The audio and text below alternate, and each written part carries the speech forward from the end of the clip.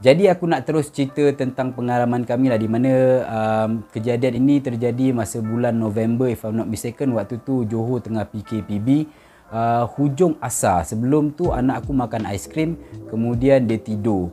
Jadi anak aku tidur, kami pun waktu tu berada di rumah mertua kami, dan waktu tu aku tengah makan, tiba-tiba dekat hujung-hujung asar tu anak aku bangun menangis. Selalunya kalau anak aku menangis tu kita anggap macam biasa lah, sebab anak aku ni memang dia moody lah bila bangun tidur. So kita ingat waktu tu dia menangis biasa-biasa lah. Tapi kali ni dia tak biasa-biasa, sebabnya dia menangis lama, dan bila dia menangis lama tu, menangisnya sampai ke maghrib. Jadi wife aku mula macam curious lah, kenapa dia nangis lama sangat, teruk sangat kali ni. So wife aku pun pergilah tanya pada anak aku tu, what happened to you? She said it hurts here. Dia tunjuk dekat kawasan kemaluan dia sakit.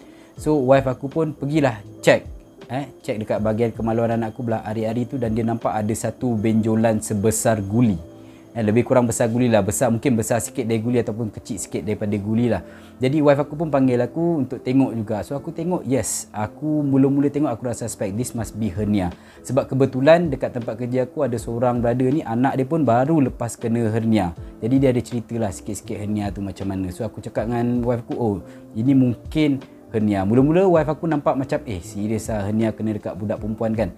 But then aku suggest dekat wife aku untuk try to call our family doctor. Kami memang beruntung sebab masa wife aku call family doctor tu, kebetulan dia memang tengah dinner dengan family dia, dan kebetulan suaminya pun ada dengan dia.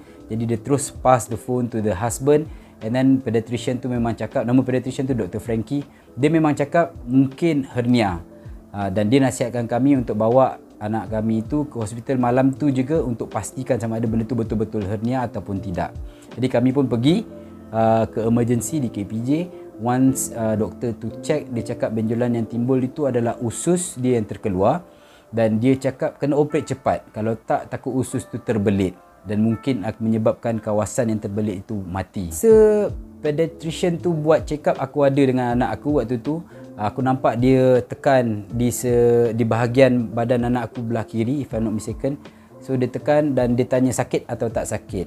Jadi anak aku setiap kali dia tekan, anak aku cakap sakit. Kemudian dia tekan belah kanan pula. Setiap kali tekan, anak aku cakap tak sakit. Jadi doktor terangkan dekat aku, hernia ni akan melemahkan otot-otot di bahagian yang terlibat lah, yang terkena. Kalau hernia tu belah kiri, dia akan lemahkan otot di sebelah kiri lah, termasuklah kaki dan tangan semua. So doktor tu terus refer kepada another general surgeon yang nama dia Dr. Lam. Dr. Lam kata kena buat ultrasound dulu sebelum operate. Since kita orang sampai malam, jadi ultrasound kena buat pagi esok lah, sebab radiologis waktu tu dah memang dah tak available sebab dah waktu malam. Anak aku terus check in ward dengan wife aku. So tangan dia drip dengan air. Doktor cakap bila-bila masa boleh start puasa, sebab kita tak tahu pukul berapa lagi OT available esok. And the last food intake was pukul 6 petang. Dia cuma makan aiskrim pukul 6 petang tadi. So dekat ward dia tak nak makan apa-apa. Mungkin dah mood dia pun dah tak ada, dia pun dah tengah sakit. Tapi dia ada request satu benda lah, dia minta dekat aku McD, dia minta nugget. So aku pun dengan segeranya bergegas. Waktu tu lebih kurang dalam pukul 9.45. Aku pun bergegas lah pergi cari McD yang berdekatan, nak beli nugget McD dekat dia. Aku lupa pula waktu itu tengah PKPB, tutup pukul 10. Aku sampai McD pukul 9.50. Waktu tu beratur panjang sampai je turn aku nak ambil order, bang dah tutup bang, kita dah tak ada apa benda lagi dah. So nak tak nak aku pun balik lah. Aku beli roti je dekat anak aku, tapi dia tak nak makan. Susu pun dia tak nak, memang dia dah lemah betul.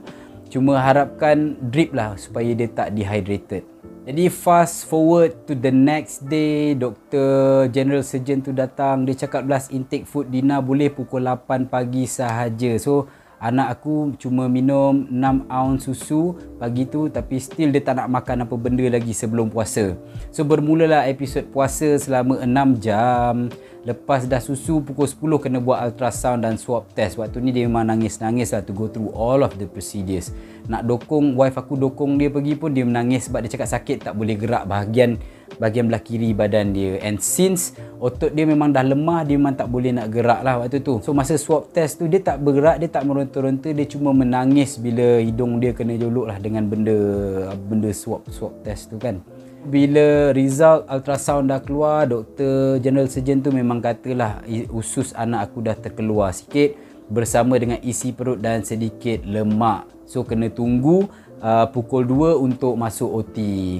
So another doktor yang Dr. Frankie pula tadi cakap, yang pediatrician tadi cakap, dia kata hernia ni dalam kalangan budak-budak ni terlalu subjektif dia punya